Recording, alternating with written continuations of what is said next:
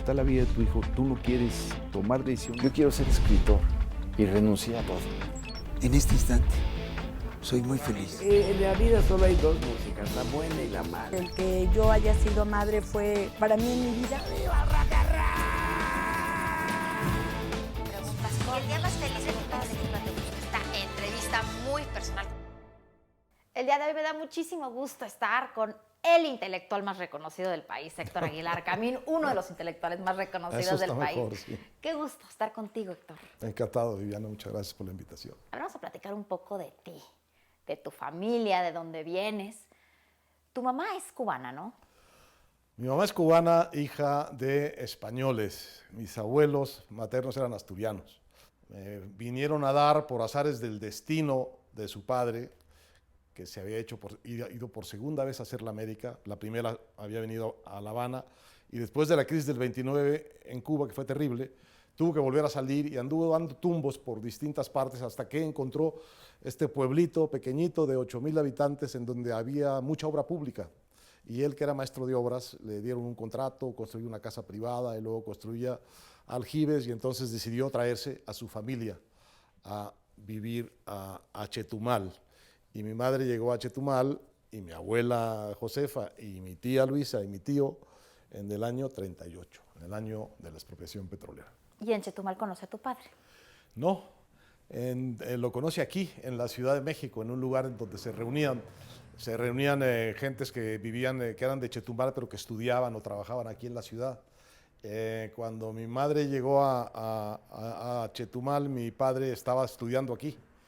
Y no se conocen sino en una fiesta que hacen unos chetumalenses que viven aquí, y ahí se conocen. Y un día que la vio pasar, que iba para el baile, hacían bailes todos los sábados en el parque del pueblo, un baile popular, se fue atrás de ella a sacarla a bailar.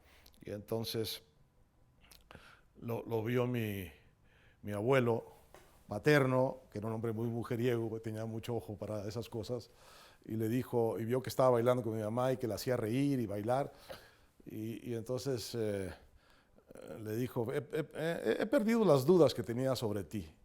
Si pudiste hacer bailar y reír a la cubana vas a poder cualquier cosa en la vida. El abuelo que acabó siendo malísimo, que fue el que acabó trastocando toda la vida de tu padre. Mi abuelo inicia su carrera como maderero a finales de los años 40. Y la dificultad que él tiene con mi padre, que va a ser decisiva, es que en un momento crítico de sus negocios madereros, después del ciclón que destruye el pueblo de Chetumal en el año 55, mi padre, en imitación del suyo, se ha ido volviendo maderero también. Y con las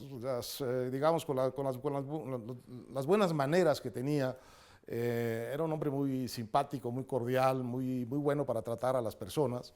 Se había conseguido, así como en su primer viaje en Guatemala, una concesión para una muy buena zona de explotación. Pero eso ya no le gustó al abuelo, que era un hombre extremadamente dominante. Bueno, el abuelo, lo que pasa es que le ofreció asociarse con él, le financió parte de la operación, que como te digo cuesta mucho la temporada de madera, y de pronto hubo una crisis en las finanzas tanto de mi padre como de mi abuelo, y esa concesión maderera se volvió clave. Y mi abuelo, en lugar de seguirle prestando a mi papá, dejó de prestarle y fue y compró la concesión, una vez que mi padre no lo había tenido. Pero las consecuencias que eso tuvo en mi papá fueron devastadoras, porque le quitó un gran negocio y porque lo destruyó. Ahora, ¿tú esperabas que tu padre se fuera? No, naturalmente. Esa es una cosa que es muy misteriosa en lo que cuando sucede. Uno percibe naturalmente que algo está roto en la familia, ¿no? En mi familia, nosotros venimos del ciclón del 55, y mi padre se va de la casa en el 59. Y esos años son para él muy malos y para mi mamá también, porque él viene con la quiebra psicológica y con la quiebra económica de Quintana Roo. tiene deudas, está perseguido por la justicia, está acusado de no haber pagado cosas. Y que la autoestima está el suelo. Está con la autoestima en el suelo porque perdió eso con su papá. No se atreve, ¿no?, a ponerse de pie y a gritarle a su padre y a reclamarle el despojo. Pero entonces tampoco se pone a trabajar, anda buscando un negocio del tamaño del que perdió. Y eso obviamente no lo encuentra. Y eso va desgastando mucho su relación con mi madre y con la casa y va volviéndolo un poco invisible. Llega un momento que ya no viene más que a dormir. Para mi madre es muy incómoda la situación de este jefe de casa que no es jefe de casa y finalmente se va. Y mi madre pues fue la mamá por excelencia, fue al contrario la que consentía, la que arropaba, la que atraía. Hicieron una muy buena pareja, la verdad, desde el punto de vista, digamos, de la crianza de los hijos, porque como que restablecieron con sus temperamentos distintos lo que hace falta en una familia, ¿no? No hace falta que tengas un papá físico o biológico, pero sí hace falta que tengas una figura de autoridad que es contra la que te enfrentas y es contra la que te defines. Y la que te pone límites y te da seguridad, porque si no, no llegas a ningún lado. Exacto, está muy bien dicho. La que te pone límites y te da seguridad. Que eso también te lo dieron de alguna manera los jesuitas en todo el tiempo que estuviste. Ya en las escuelas de jesuitas te imaginabas como el gran periodista, como el escritor, como el historiador. No, yo traía una boruca en la cabeza de tal tamaño con la crisis de mi casa que andaba durante... yo estudié en el Instituto Patria desde que llegamos en el 55 hasta el fin de la preparatoria. Y por ahí de la secundaria, cuando mi casa se derrumbaba, yo traía una boruca que no entendía, pero que se reflejaba en mí, y andaba todo el tiempo con unos tics raros, sacudiendo la cabeza, había zumbidos y había como si estuviera rodeado de insectos. Los insectos estaban obviamente adentro. Y durante ese tiempo me apodaban en el Patria, me pusieron el loco. Y yo creo que con alguna razón, porque algo medio loco tenía que estar con todo eso encima, que como te digo, ahora me parecen más o menos claras las coordenadas de cuál era el problema, pero entonces era simplemente un asunto crítico, pero muy perturbador, pero muy borroso para mí. Y mi salvación en el colegio fue el deporte, fue el básquetbol. Yo me puse a jugar a básquetbol de la mañana a la noche. Llegaba a las canchas de la escuela cuando la abrían a las 7 de la mañana y jugaba, iba a clases, jugaba en el recreo, eran los 2 turnos, iba a mi casa a comer rápido, volvía a jugar para la tarde, para el turno de la tarde y me regresaba de jugar cuando de plano nos corrían de la escuela y ya estaba a oscuras. Y a ver, ¿cuándo empiezas a escribir? Uy, muy tempranito y muy pretenciosamente. Yo te decía que hay un Chetumal que recuerdo por mí mismo, pero el Chetumal más intenso, más complejo y más atractivo que yo recuerdo es el que recuerdo de las historias que contaban mi madre y mi tía. Eran grandes contadoras de historias, grandes memorialistas de su propia vida y de la historia de lo que habían vivido en Cuba, de lo que habían vivido en Chetumal. Y de esas historias, la central era siempre, obviamente, la historia de la pérdida de la fortuna de mi casa. El resplandor de la madera. Uno que es el resplandor de la madera. Esta es una Y el de Adiós a los padres. Esta es un poco tu historia, pero más novelada. Adiós a los padres es mucho más, ya con nombres, ya más autobiográfica, ¿no? Esta es la historia, digamos, ficcionalizada, novelada, de la historia central de mi casa, que es ese despojo de mi abuelo sobre la concesión maderera de mi padre. Y Adiós a los padres es la historia puntual, hasta donde la pude reconstruir, de lo que efectivamente sucedió. Es la misma historia, pero puesta en sus términos, digamos, como de mi memoria familiar puntual. Es impresionante cómo vas cambiando tu manera de pensar a lo largo de los años. A mí, de los libros que más me han gustado tuyos ha sido La Guerra del Galio, obviamente porque me identifico como periodista, esta historia del poder con el periodismo, la relación que había hace unos años, hace 30 años que se escribió. ¿Cómo ves ahora tú, después de tantos años, esta relación del periodismo con el poder?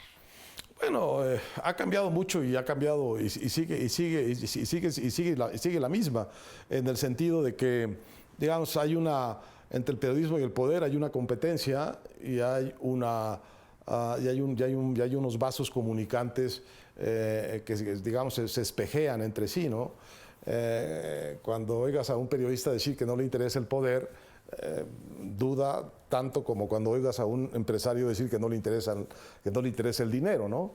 Es parte de la lógica del O a un poder. político que tampoco le interesa el poder, o sea, Sí, todo está un político entrelazado. que dice que lo que le interesa es servir a los demás. Y cómo no. Bueno. Bueno. Entonces, en México, digamos, ha cambiado mucho la prensa. Es una prensa mucho más libre, es una prensa mucho más plural, es una prensa mucho más rica, pero no es necesariamente... Puede ser también una prensa mucho más irresponsable, porque ya cualquiera puede escribir lo que quiera de lo que sea. Más irresponsable y más impune también.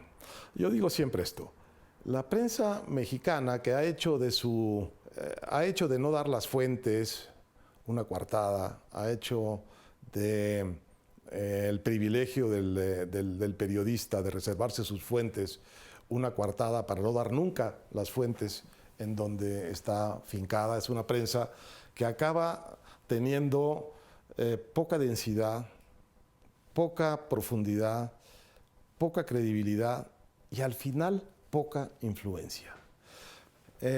Uno de los grandes déficits de la prensa mexicana es que no acabas de creerle lo que te cuenta. Y no se lo acabas de creer porque nunca te lo cuenta completo, porque nunca te dice de dónde vienen las cosas. El género por excelencia del periodismo mexicano es el columnismo. Las columnas en donde alguien a título personal obtiene información y la difunde. Hay dos tipos de columnistas. Unos que dicen de dónde viene. Y esos hacen una tarea periodística, digamos, clásica y respetable. Y otros que hacen las revelaciones más increíbles sin decir una cita precisa de dónde viene. Esa transparencia que el periodista debe tener frente al lector y que es lo que le da su credibilidad, no es una transparencia que haya tenido la prensa mexicana. La prensa mexicana pasó de estar amordazada a dar de gritos, pero muy poca de esa prensa hizo el trabajo de escribir con rigor, investigar con exactitud e informar con precisión de sus fuentes. Ve cualquier periódico hoy y revisa la cantidad de noticias que son dichos. No, por supuesto, ya también aprendes a leer entre líneas cuál es la postura de cada periódico, de cada medio. Lo acabas de decir. Entonces empezamos a leer entre líneas. ¿Qué quiere decir leer entre líneas? No me lo está diciendo todo. Y ese no me lo está diciendo todo es una manera de quitarle credibilidad también al que te lo está diciendo y por tanto a la prensa. Entonces, esta libertad en no documentar lo que está publicado, al final, lejos de darle a la prensa influencia y credibilidad, se la quita. Oye, y estamos, hoy como antes, estamos en la prensa, entre la prensa y el poder, en un juego de sombras, ¿sabes? ¿Y no has pensado hacer una segunda guerra del Galio, más o menos narrando y explicando noveladamente lo que está sucediendo ahora? Porque han cambiado muchísimo las cosas. He pensado, pero no sé si valdría la pena hacer algo así, pero no inventado, sino tomado de la realidad y documentado. Por ejemplo, tenemos muchos libros sobre el narco. Vamos a tener como 80 libros dignos de ser leídos, hechos por periodistas. Otros no tanto. Por el narco. De todos esos libros, hay muy pocos en donde tú puedes leer lo que están diciendo como un hecho y obtener el lugar exacto de donde viene esa información. Padecen el mismo problema de la prensa. No acreditan sus fuentes. Y un periodismo sin fuentes es el principio de un género de ficción. Yo no tengo nada contra eso, nada más que no me digan que es periodismo. No, pero ahora por eso ya tampoco has querido hacer novelas, te has querido ir mucho más al periodismo con datos duros, con fuentes y con cosas más específicas. Bueno, trato de hacerlo. Y también se vale dar opiniones. Lo que yo creo que no se vale es les voy a decir una cosa que nadie sabe, pero que sí sucedió. Como si fuese un hecho. Así se escapó el Chapo y estos lo ayudaron. Y no hay una fuente. No hay una fuente. El fulano de tal era testigo protegido de la embajada y cuando trató de traicionar a la embajada, entonces la embajada lo entregó y no hay una fuente. Hay historias extraordinarias en la prensa sobre el mundo del narcotráfico en México, pero es difícil encontrar historias documentadas, historias verdaderamente documentadas. Entonces, pasar de ahí a la novela me parece una ociosidad porque no hay novela que pueda vencer con la ficción a la realidad. Lo que tendríamos es que restituir la realidad. Tengo la tentación de meterme a hacer un libro en donde yo vaya contando las historias del narcotráfico que hayan sido publicadas en los periódicos, diciendo lo siguiente: yo no sé si esto es verdad. Fuente, ¿qué es? No sé si esto es verdad. Lo que sí sé es que esto se publicó en los periódicos. Y se publicó aquí y lo publicó fulano y sutano y mengano. Bueno, hay un libro por ahí que narra la plática de dos narcotraficantes en privado. Bueno, tendrá la grabación que le habrá dado la DEA. Me interesaría muchísimo que me dijeran, esta grabación me la dio el agente de la DEA fulano y ellos lo tomaron en tal fecha y en tal fecha y en tal fecha. En ese momento que me dijeran eso, me abrirían un mundo. Y lo primero que yo tendría que preguntarle al reportero es, ¿y cuál es tu relación con la DEA? ¿Y qué más te dan? ¿Y a cambio de qué te lo dan? ¿Y tú eres parte o no eres parte de la DEA? Y entonces empezamos a entrar en un mundo interesante. Del otro modo, leemos eso y decimos, pues ¿de dónde lo habrá sacado?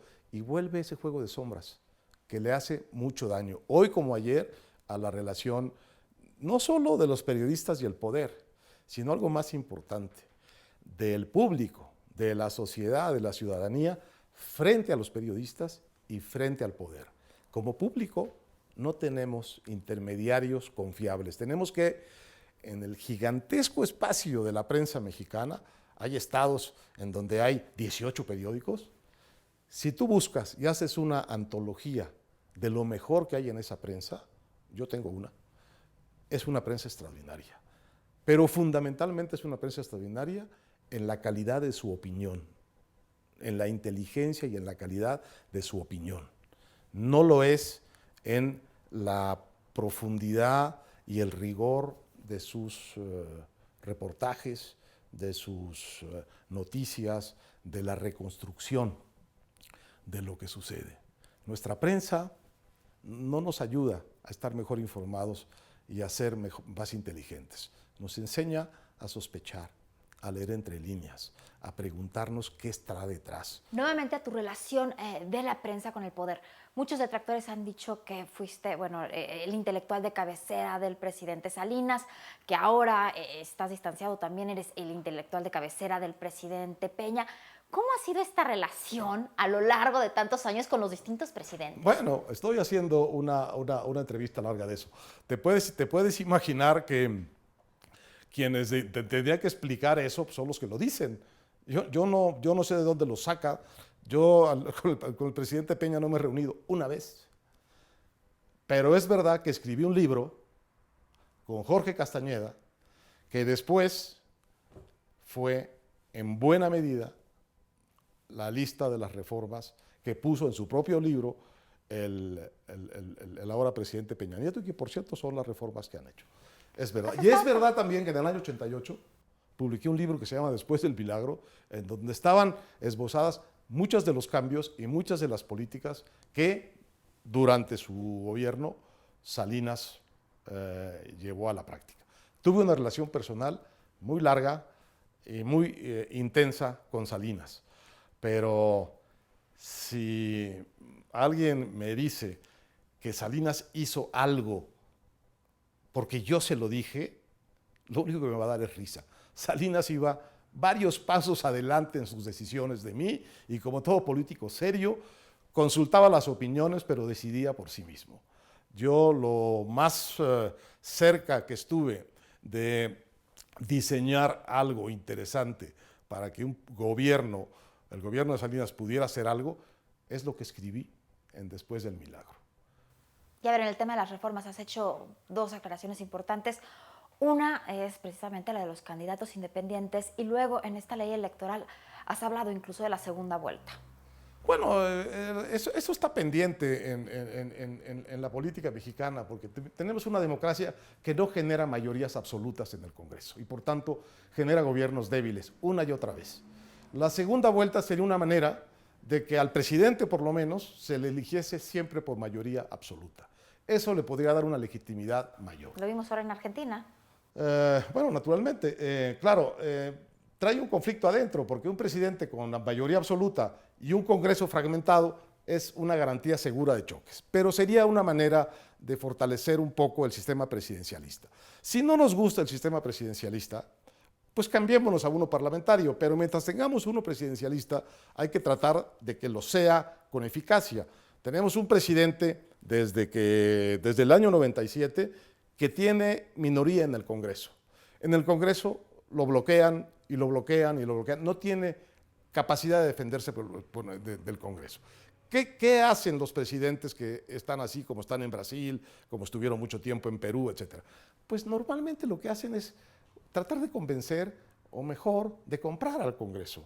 Y entonces la relación se vuelve una relación subterránea y medio corrupta. Por eso la segunda vuelta puede ser una forma de fortalecer la figura presidencial. Y los candidatos independientes se imponen como un derecho constitucional, como un derecho humano. No hay por qué, no tiene por qué un sistema de partidos coartar el derecho constitucional de un ciudadano a votar y ser votado por sus conciudadanos. No hay por qué. ¿Y los independientes? Los independientes son una forma de decirle a los partidos establecidos que están mal, que no alcanzan, que tienen que reformarse, que tienen que abrir la puerta, que tienen que dejar que corran las ideas y que corran las personas, en lugar de tener cerradas las puertas. Cada vez que hay una elección interna en un partido, hay una escisión y hay un candidato que se va a otro partido. Pues mejor que se vayan a una candidatura independiente. Muchísimas gracias. Cuando está la vida de tu hijo, tú no quieres tomar decisiones. Yo quiero ser escritor y renuncié a todo. En este instante, soy muy feliz. En la vida solo hay dos músicas, la buena y la mala. El que yo haya sido madre fue para mí en mi vida. El día más feliz de mi padre.